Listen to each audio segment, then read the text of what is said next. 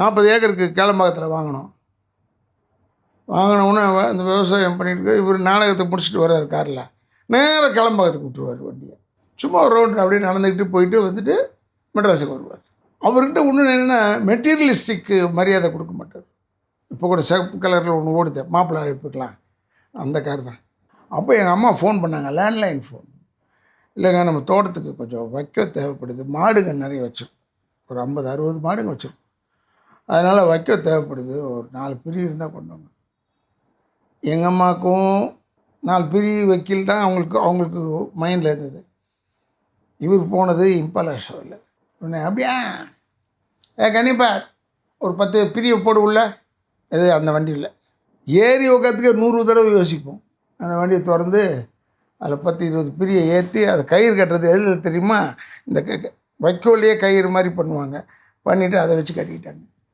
கண்டிப்பாக நீ பின்னாடி ஏறிக்கா சொன்னார். அவன் சட்டையில் அவன் உட்காந்துட்டான். கண்டிப்பாக அப்படியே போய் தோட்டத்தில் போய் இறக்குறேன் சொல்லிட்டு போயிட்டார்.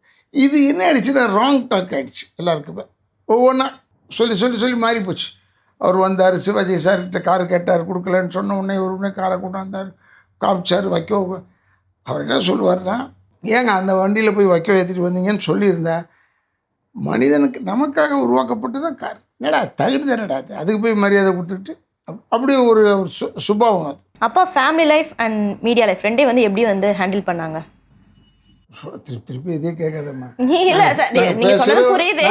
யாருமே பக்கத்தில் போய் நிற்கவே மாட்டோம்.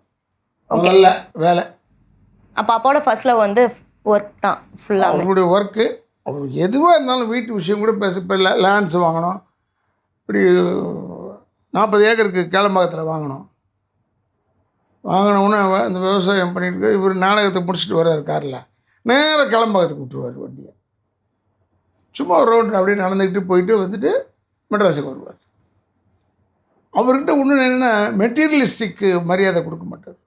இப்போ கூட சிவப்பு கலரில் ஒன்று ஓடுது, மாப்பிள்ளை அழைப்புக்கலாம், அந்த கார் தான். அதில் 2 வண்டி தான் வந்தது இந்தியாவுக்கு.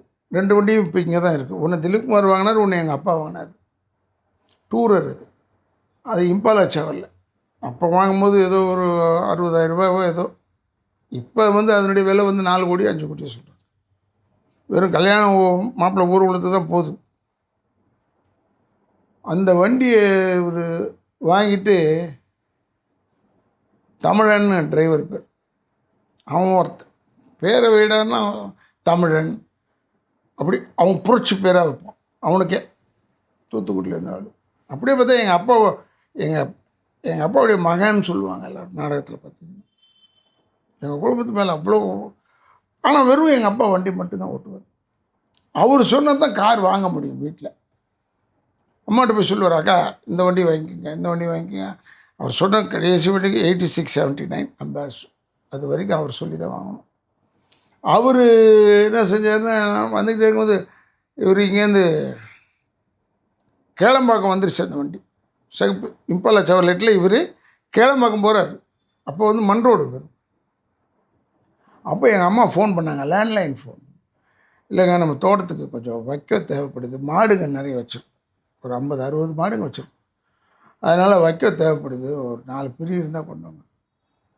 எங்கள் அம்மாவுக்கும் 4 பிரி வக்கீல் தான் அவங்களுக்கு மைண்டில் இருந்தது. இவர் போனது இம்பாலா ஷோவில். உடனே அப்படியா கண்டிப்பாக ஒரு 10 பிரிவை போடு உள்ள எது அந்த வண்டியில் ஏறி உட்காந்துக்க 100 தடவை யோசிப்போம். அந்த வண்டியை திறந்து அதில் 10-20 பிரியை ஏற்றி அதை கயிறு கட்டுறது எதில் தெரியுமா, இந்த வைக்கோல்லையே கயிறு மாதிரி பண்ணுவாங்க, பண்ணிவிட்டு அதை வச்சு கட்டிக்கிட்டாங்க. கண்டிப்பாக நீ பின்னாடி ஏறிக்கா சொன்னார். அவன் சட்டையில் அவன் உட்காந்துட்டான். அதோடு போனார் நேராக ஸ்டுடியோவில் போய் விஜயவாகினியில் தான் போய் இறங்கி இவர் போயிட்டார் ஷூட்டிங்க்கு. கண்டிப்பாக அப்படியே போய் தோட்டத்தில் போய் இறக்குறேன் சொல்லிட்டு போயிட்டார். இது என்ன ஆயிடுச்சுன்னா ராங் டாக் ஆகிடுச்சு எல்லாருக்குமே. ஒவ்வொன்றா சொல்லி மாறி போச்சு. அவர் வந்தார், சிவாஜி சார்கிட்ட காரு கேட்டார், கொடுக்கலன்னு சொன்ன உடனே உடனே காரை கொண்டாந்தார், காமிச்சார் வைக்க.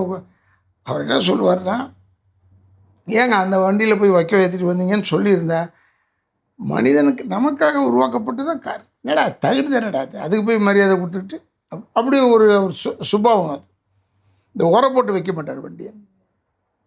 அந்த மாதிரி இன்சிடென்ட் நடந்திருக்கு அவர் லைஃப்பில். எல்லாருமே சொல்லுவாங்க, பட் வெவ்வேறையாக சொல்கிறாங்க. அதை கேட்கும் போது இல்லை என்னடா இது நம்ம இருக்கிற நம்மகிட்டே அதை கேட்டுக்கலாம். இப்போ வந்து என்னன்னா கொஸ்டின்ஸ் கேட்கும்போது நீங்கள் வந்து நிறைய அப்பாவை பற்றி சொல்லிட்டீங்க. இப்போ இந்த இடத்துல நீங்கள் தான் வந்து உங்கள் அப்பா, நான் கேட்குற கேள்விக்கு அப்பாவாக இருந்து நீங்கள் பதில் சொல்லணும். இப்போ வந்து ராதாரவி சார் கிடையாது, நீங்கள் தான் உங்கள் அப்பா, நான் கேட்குற கேள்விக்கு நீங்கள் பதில் சொல்லலாம். நீ ஏதோ என்ன ஒம்பளுக்கு எதுவுமே வம்பலுக்குல, பர்சனாலிட்டி ஸ்விட்ச். ஓகேவா? ஃபர்ஸ்ட் கேள்வி என்னன்னா, உங்கள் பசங்கிட்ட நீங்கள் மிஸ் பண்ண மூமெண்ட். பிள்ளைங்களா அதான் பத்தாச்சு, அது பாட்டு படிக்க போகுது, அதுக்கு என்ன இருக்குது. ஓகே சார், ஃபர்ஸ்ட் வந்து அப்பாவை பதில் சொல்லிட்டீங்க. இப்போ நீங்கள் என்ன மிஸ் பண்ணுவீங்க, என்ன மூமெண்ட்? டுடே இன்னைக்கு கூட நான் மிஸ்ஸிங் ஃபார் மை ஃபேமிலி. ஏன்னா பெரியவன் வந்து அவன் பேக்கரி வச்சுருக்கான், அவன் பொண்டாட்டி அங்கே ஊட்டிலே இருக்காங்க, குழந்தைய அங்கேயே படிக்குது ஊட்டியில், பேத்தியும். இந்த பக்கம் என் மக வந்து இங்கே ஒரு பெரிய பிஸ்னஸ் ஃபேமிலி உள்ள நுழைஞ்சா. வசதியான குடும்பம் தான், 2 பசங்க. நாங்கள் சாட்டர்டே சண்டே ஆனால் என்னவா இங்கே கூப்பிட்டு வரியான்னு கேட்குற அளவுக்கு ஆயிடுச்சு. அவங்க வேலையை அவங்க பார்க்குறாங்க, அவங்க வேலையை அவங்க பார்க்குறாங்க. ஸோ இதுதான் ஃபேமிலி போல இருக்குது. ஏன்னா நான் இருந்து வளர்ந்தது வேறு விதம். நான் வந்து எங்கள் ஐயா தான் தலைமை. அப்போ எங்கள் அம்மா இருக்காங்க, எல்லாம் 4 பொண்டாட்டியும் பிள்ளைங்களையும் இங்கேயே படிக்க வச்சார் எங்கள் அப்பா. எங்கள் அம்மா ஒத்துக்கிட்டாங்கல்ல. இங்கே ஒரு பெரிய கூட்டம் இருக்குங்க. இப்போ நீங்கள் வந்து இப்போ பேட்டி எடுக்கிறீங்க பாருங்க, நல்ல காலத்தில் அதெல்லாம் அப்போ வரல, பேட்டிலாம் எடுக்க முடியாது. இந்நேரம் 2-3 உள்ள உருண்டு ஓடி வந்திருக்கோம். அதனால் அப்படி நாங்கள் இருந்துட்டு இப்போ நானும் என் மனைவி மட்டும் இருக்கிறோம். ஒரே ஒரு ரிலேட்டிவ் இருக்காங்கன்னா, இவ்வளோ பெரிய வீட்டுக்கு க்ரௌடு. அதான் சுற்றி வாடகை விட சொல்லிட்டேன். வாடகை விட்டுக்கு அட்லீஸ்ட் வாடகை விட்டால் இல்லாத இவ்வளோ பேர் இருக்காங்கன்னு ஒரு தைரியம் இருக்கும். பட் எங்கள் ஐயா இருக்கும்போது மொத்தமாக குடும்பமாக இருக்கும். சொல்லு. இப்போ வந்து அப்பாவா உங்களுக்கு பிடிச்ச ஃபேவரட் கோ ஆக்டர்? எங்கள் அப்பாவா சொல்லுங்க. எல்லா நடிகரும் முட்டி அடித்து நடித்தா தான் உண்டு. இப்போ சிவாஜி சார் வந்து இப்போ வந்து என் கம்பெனியில் வளர்ந்ததுனால எங்கள் ஐயாவுக்கு ரொம்ப மரியாதை. புரட்சி தலைவர் பெஸ்ட் ஃப்ரெண்ட். ஓகே, இப்போ சாரா உங்களுக்கு பிடிச்ச ஃபேவரட் கோ ஆக்டர்? ஆர்டிஸ்ட்னு பார்த்தீங்கன்னா எனக்கு வந்து அப்படியே அந்த 3 பேர் பேட்ச் அப்படியே தூக்கணும். ஜெமினி சார், எம்ஜிஆர், சிவாஜி கணேசன். ஏன்னா உண்மையை சொல்ல போகிறேன், அவங்க படம் தான் ரொம்ப பார்ப்பேன். இப்போ விஜய் மரணத்திலிருந்து விஜயகாந்த் படம் போட்டால் உட்காந்துடுறேன். எனக்கு வந்து நான், விஜயமா, சந்திரசேகர், எஸ்எஸ் சந்திரன், பாண்டியன், தியாகு எல்லோரும் ஒரு செட்டாக இருந்ததுனால அந்த படம் பார்க்குறதுக்கு எதுக்காக அவாய்ட் பண்ணுவேன்னா, நான் வெளியே தான் வீரன் சூரன்லாம், உள்ளே பயந்தாங்குழி நான். அதனால் இந்த ஃபோட்டோ இவங்க படத்தெல்லாம் பார்த்தோன்னா எனக்கு பழைய ரெமினிசன்ஸ் போகுது, பழைய ஞாபகங்கள் போச்சுன்னா ரொம்ப வருத்தமாக இருக்கும். அது உண்மை. அப்புறம் அதே மாதிரி அவங்களெல்லாம் பற்றி யாராவது தப்பாக சொன்ன விட மாட்டேன், பதில் சொல்லிவிடுவேன். நான் தப்பாக சொல்ல, எனக்கு உரிமை இருக்குது, உனக்கு உரிமை கிடையாது, அப்படி பேசுவேன்.